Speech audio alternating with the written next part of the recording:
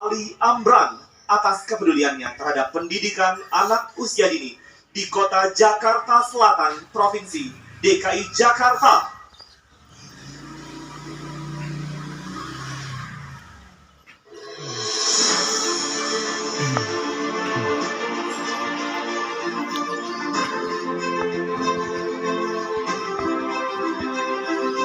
Ali Amran, Yayasan Taruna Pertiwi Pasar Minggu, Jakarta Selatan. Jadi gini Bu, sejarah awal saya berdiri yayasan itu, awalnya saya mantan anak jalanan, karena saya 10 tahun nggak pulang ke rumah gitu.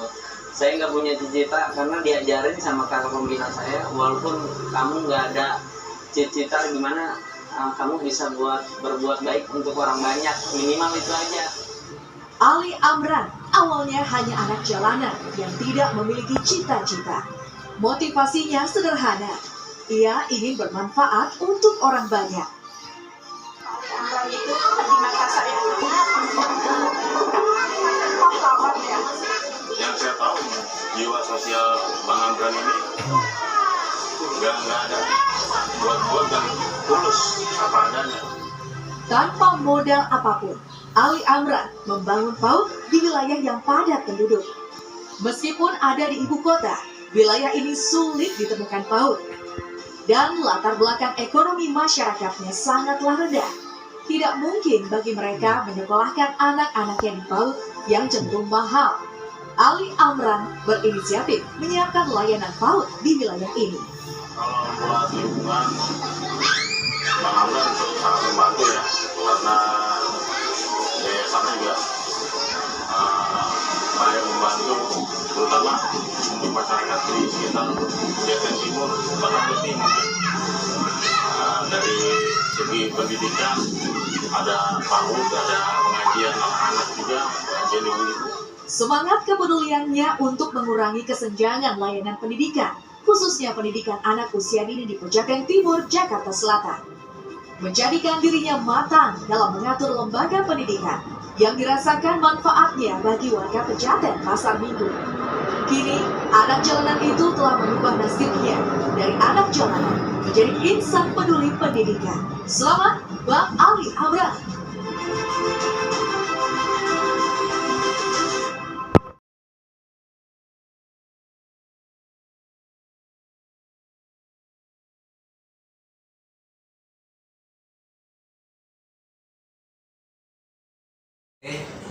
Ini semua benar di sana.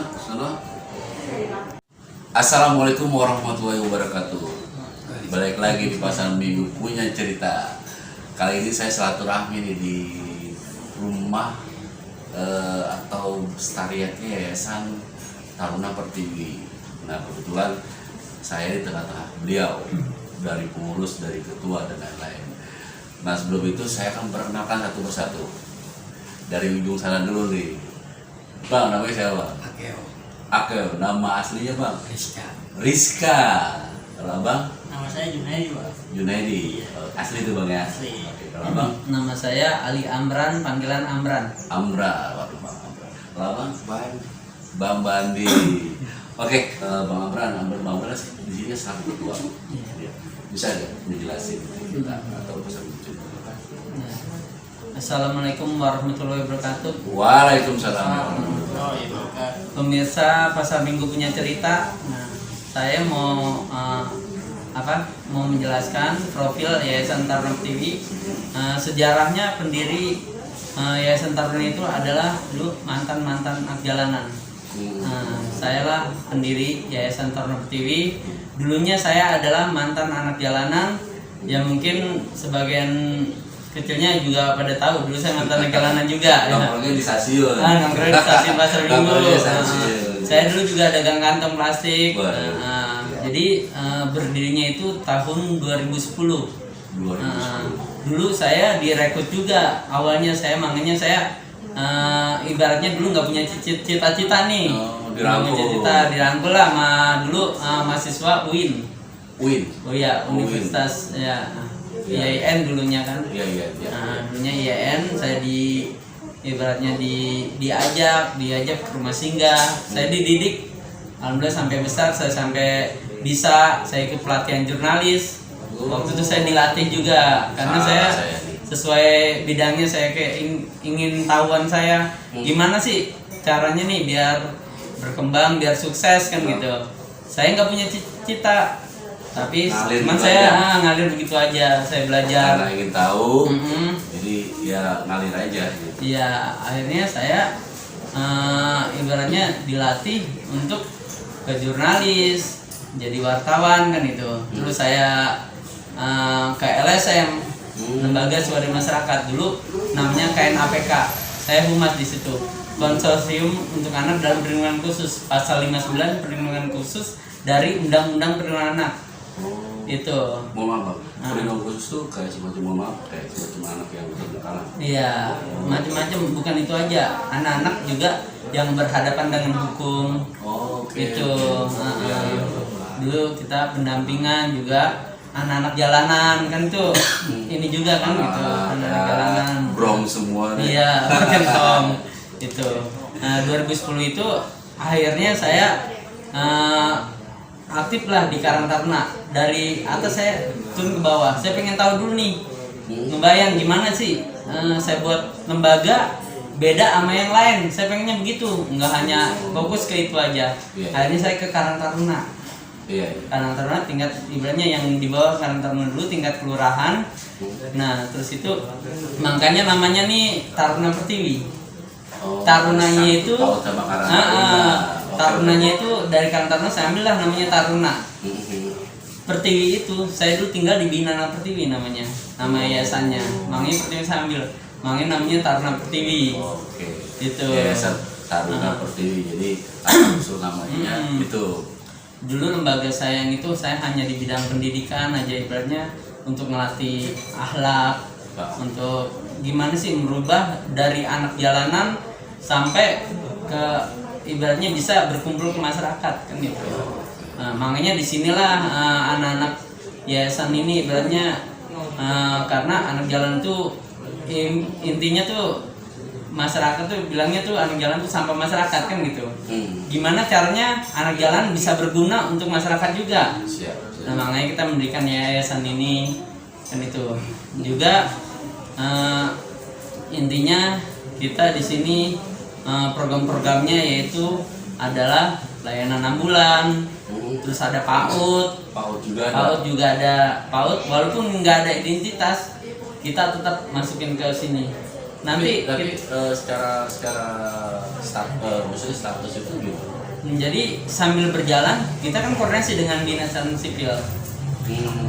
Karena kan untuk anak kan hak anak untuk mendapatkan identitas pendidikan itu hak anak sebagai warga negara Indonesia.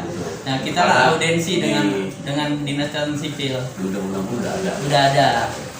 Nah, terus kita ada majelis talimnya dari majelis talim juga ada dari ibu-ibu, remaja sama anak-anak. Kita ada rumah singgah anak jalanan juga. Terus untuk pengurusan jenazah kita ada juga ada. Jadi dari memandikan, dari pengurusan suratnya sampai dengan pemakaman ambulan itu kita di sini bisa semua. Taruna Pertiwi bantu. Iya, kita yang bantu untuk pengurusannya semuanya. Waduh, itu luar biasa buat teman-teman yang aktif di sini, yang mudah-mudahan berkah ya. Ya, terus ada kita juga program untuk pendampingan ke rumah sakit sampai dengan pembuatan BPJS-nya. Nah, gini Pak, ini pendampingan. Iya. Pendampingan biasanya kalau ada seseorang sakit gitu ya, dia nggak punya BPJS. Nah, ini disebut pendampingan. Nah, coba Bang, contohin Bang, maksudnya pendampingan itu dari mana? Misalkan saya nggak punya BPJS Bang. Jadi kalau apalagi belum punya BPJS, jadi seorang anak belum masuk ke NIK ke kartu keluarga orang tuanya, kan ada yang begitu juga. Kita urus juga itu. Kita koordinasi dengan pihak kelurahan untuk pengaktifkan ke Sudin Catatan Sipil di Radio Dalam Jakarta Selatan gitu. Nah, terus untuk pembuatan BPJS kita koordinasi dengan pihak puskesmas dan BPJS. Lalu kita pengurusan ke rumah sakit nih sampai selesai. Jadi kita bantu enggak setengah-setengah.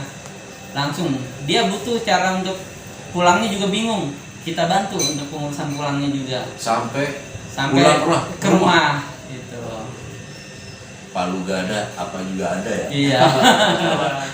Tapi luar biasa ini apa ya, kegiatan kemanusiaan yang menurut saya ini dari yang mandiin jenazah, terus juga rumah sakit, dan juga ada aktivitas yang lain. Saya pikir ini luar biasa lah. Ada lagi program lainnya lagi kita, jadi kalau ada informasi dari warga masyarakat yang orang dengan gangguan jiwa, kita bisa bantu untuk kita koordinasi dengan Sudin Sosial.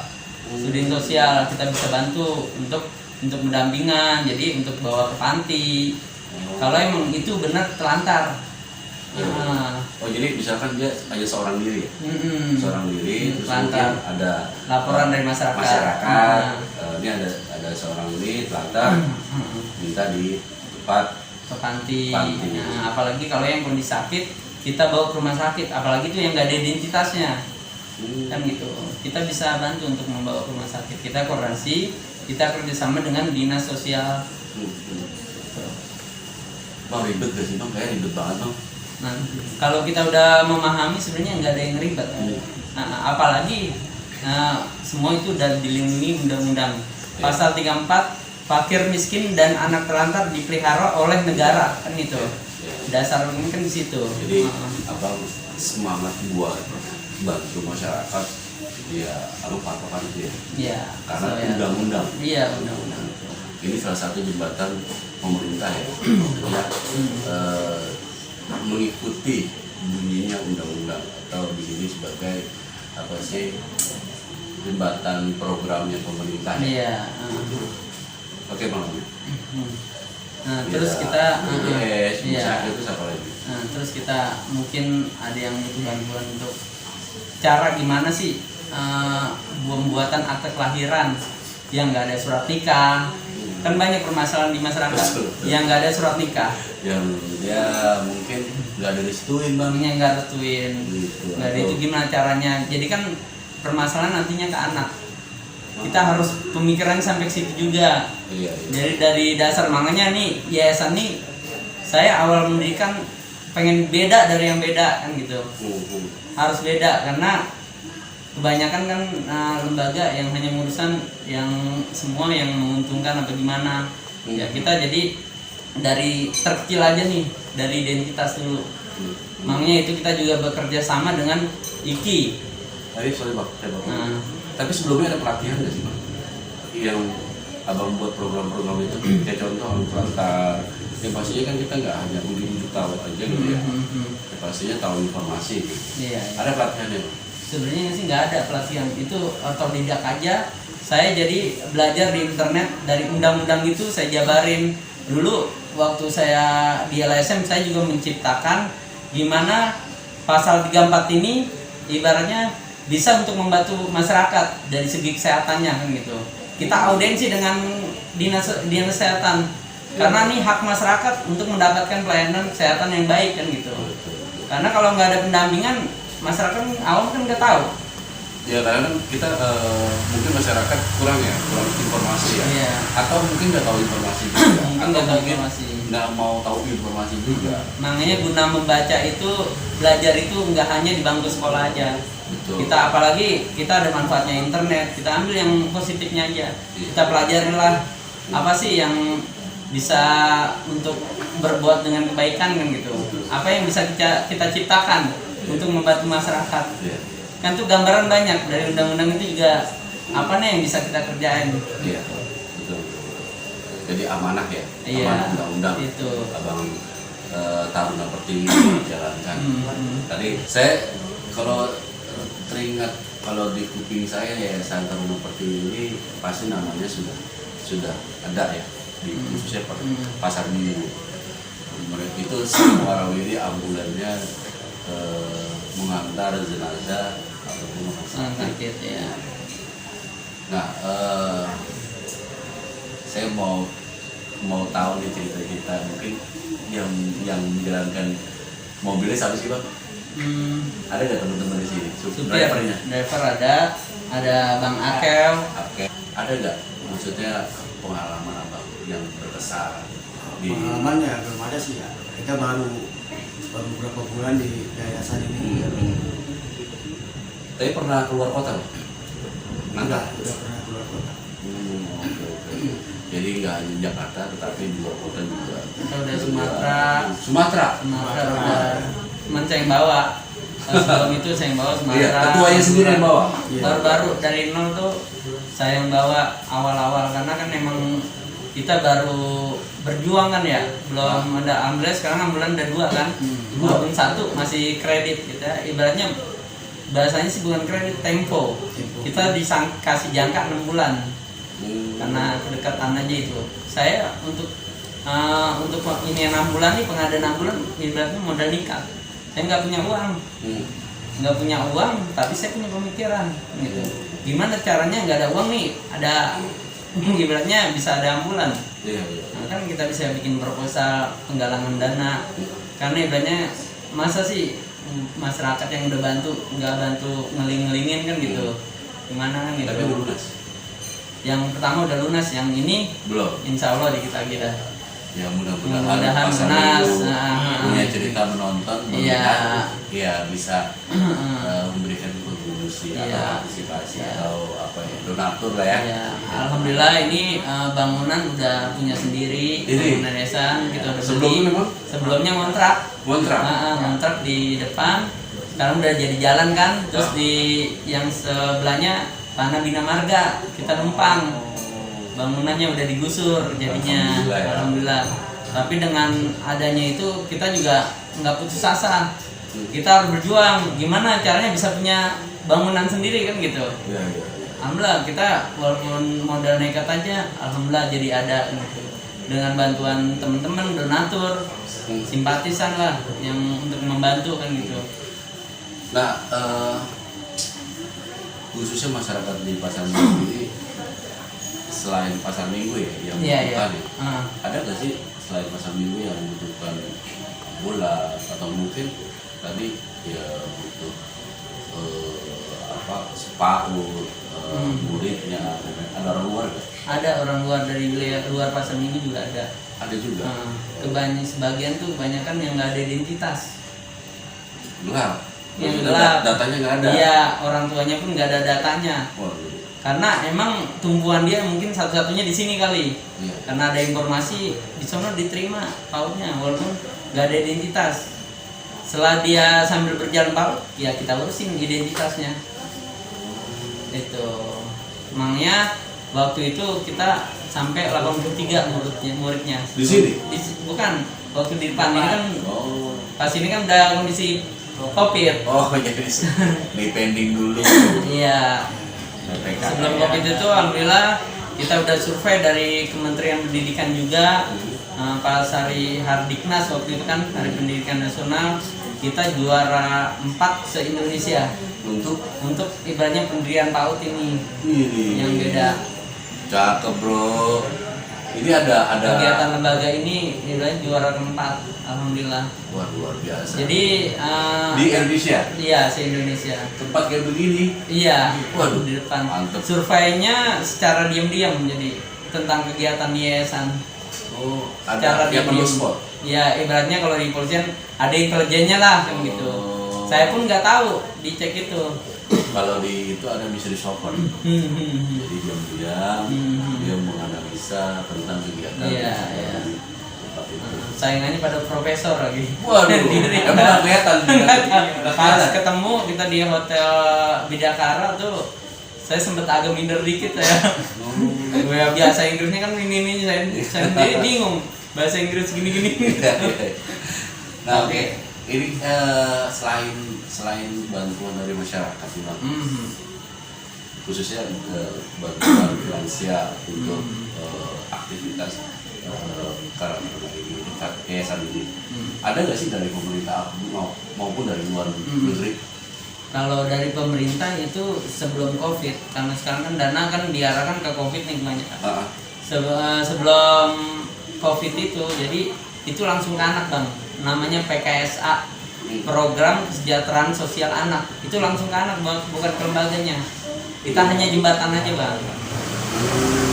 Itu program kegiatan sosial anak itu langsung ke anak, modelnya buku tabungan, anak-anak ngambil langsung di bank. Kita hanya sebagai jembatan, itu bantuan pemerintah itu Bang. Iya. Iya. Terus dari luar negeri ada? Nggak ada, belum. Nggak ada. Baru kemarin survei dari LSM Jalur Gajah, pernah survei ke sini. Rencana kita pengajuan tuh buat meningkatin ini Bang. Kemarin ada survei dari LSM Jalur Gajah, lembaga zakat Jalur Gajah. Oke, tadi ambulan, PAUD, terus juga pendampingan anak lantar, terus juga tidak ada identitas ya, BPJS. Ada yang lain nggak? Jadi yang lain ya mungkin itu aja Bang. Iya. Program-program mungkin orang asik kemanusiaan aja. Biasa juga ada, sini juga bimbel juga ada bimbingan belajar. Jadi di sini juga ada anak-anak PKL kayak seperti contohnya kan di belakang. Oh ini anak PKL ya. Nah, biasanya dari SMK 28 yang kita udah kerja sama. Jadi ini SMK 28. SMK 28. Kalau adik-adik ini dari mana? Oh di sini mau PKL. Iya. Wah. Kapan mulainya? Besok. Sukses ya. Ya, Bang, tadi sudah dijelaskan profil kegiatan. Yang pasti nggak senang-senang terus dong. Iya. Nah, suka dukanya di yayasan ini mungkin dari awal sampai saat ini itu ada nggak boleh nggak? Duka-duka yang ya dukanya yang berat, kita untuk awal berdirinya itu nggak, awal itu kurang diterima di lingkungan. Nah yang mungkin kan sebagian kan udah tahu kan kurang diterima di lingkungan ya, karena awal-awal tuh anak jalanan pun orang kalau udah berbaur ke masyarakat kan timbulnya kan ya mungkin bahasanya ada yang sendal hilang kan gitu. Baru sendal hilang, ada apa aja, kadang tong sampahnya hilang gitu, sapu Nyalainnya ya kan gitu. Tapi waktu itu udah lama ya? Udah lama, itu baru-baru diri. Nah udah, cuman pengalaman saya dulu saya tinggal di Rumah Sungga ya hampir rata-rata itu Bang. Dulu sampai malah ada pemukulan di kakak pembina saya. Gara-gara sendal hilang? Gara-gara ya itu banyak sendal hilang. Gitu. Apalagi kalau yang di rumah ada yang mabok, ada ini. Makanya di sini saya itu buat pelajaran saya. Makanya di sini saya yayasannya Rumah Singgah ini gimana biar untuk menyatu ke masyarakat juga. Kita harus juga ada aksi untuk masyarakat juga, untuk kepentingan masyarakat juga kan gitu. Jadi nggak diremehkan juga, nggak ibaratnya oh itu anak jalanan aja tuh ibaratnya sama masyarakat kan gitu, merasa terganggu kan gitu. Iya, mungkin kita kalau memang kita membuat suatu kegiatan sosial, orang itu belum tentu menerima. Iya. Gitu. Nah, bagaimana cara menerimanya? Dengan aksi atau mungkin kegiatan. Barulah mereka menilai, oh ini tujuannya tuh. Iya. Tujuannya. Ya, mungkin bagi masyarakat belum tahu. Iya. Ngumpulin anak jalanan itu untuk apa? Untuk apa ya? Gitu. Ya mungkin dia belum mengetahui visi misinya, karena emang berat.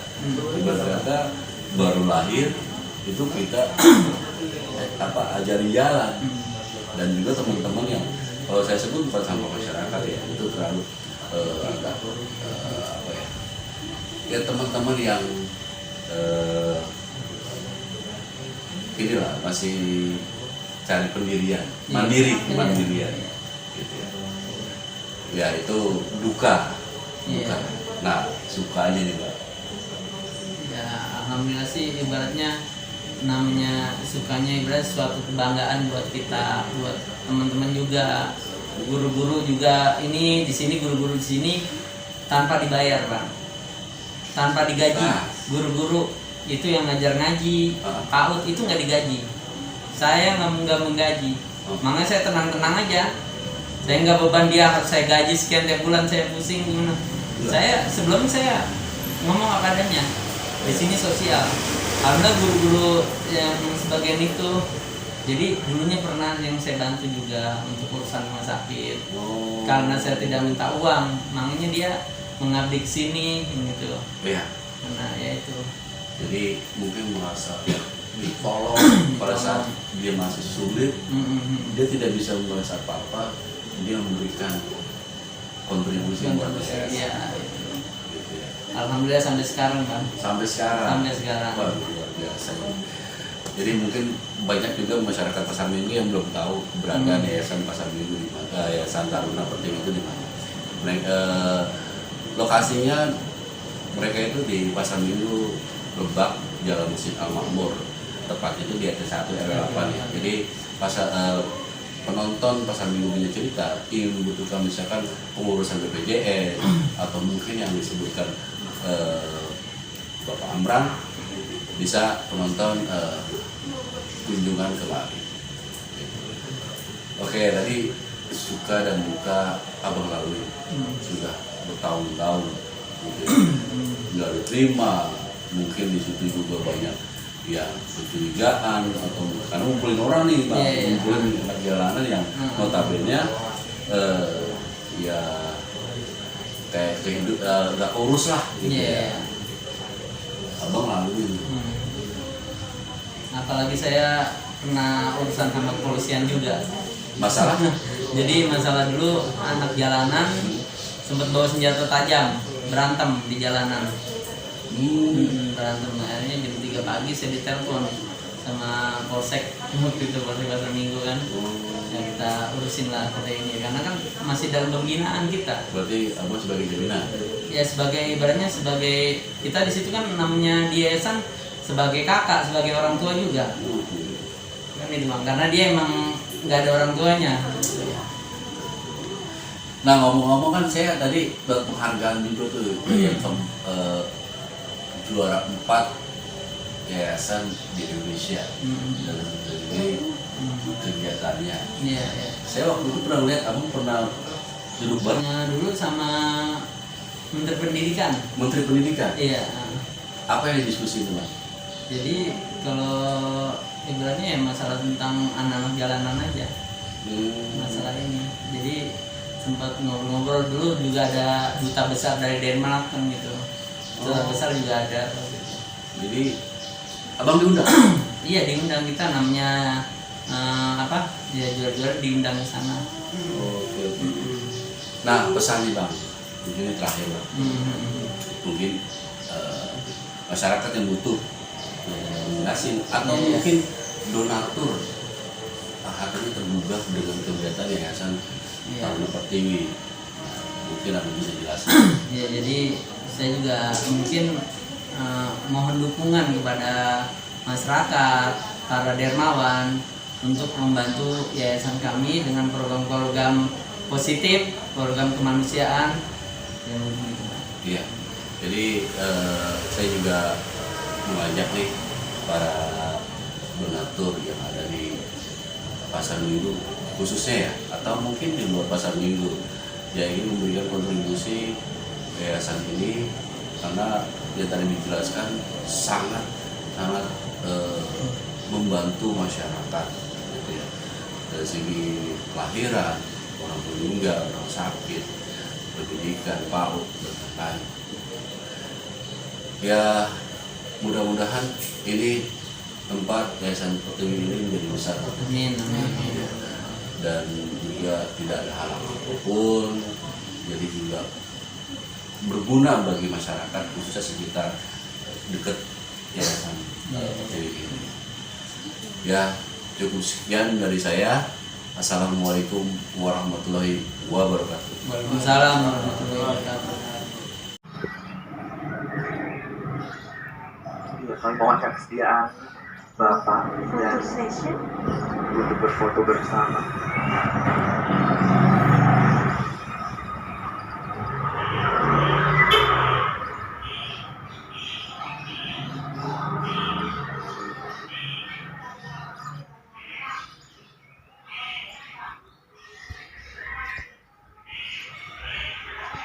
Iya, terima kasih. Kami mohon pada